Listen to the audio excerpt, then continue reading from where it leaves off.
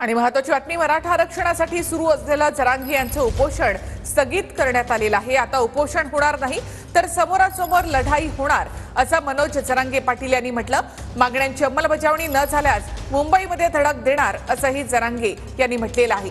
मराठा समाजाची पुन्हा एकदा बैठक बोलावणार असंही जरांगे यांनी म्हटलं। तर कायद्याच्या चौकटीमधील मागण्या मान्य करू असं देवेंद्र फडणवीस यांनी म्हटलं आहे।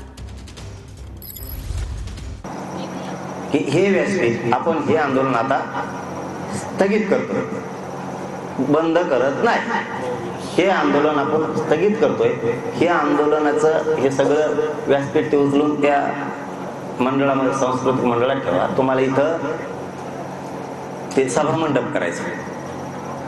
आता शक्यतो इथून पुढे उपोषण होणारच नाही। आता समोरासमोर लढायची तयारी ठेवायची। आता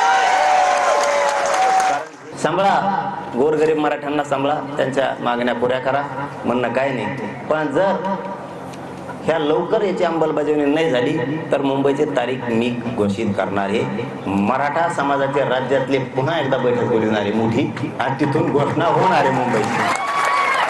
आम्ही मराठा समाजाच्या संदर्भात जे काही निर्णय घेतले आहेत ते महायुतीच्या सरकारनेच घेतलेले आहेत, आणि हे सगळे प्रश्न जे निर्माण झालेले आहेत ते कायद्याच्या चौकटीत सोडवणं ही आमची जबाबदारी आहे। आम्ही तो प्रयत्न करतोय।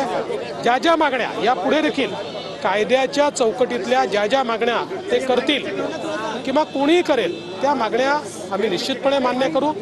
आमचं म्हणणं एवढंच आहे की शेवटी भारताचं संविधान आणि कायदा याच्या चौकटीतल्या मागण्या असल्या पाहिजेत।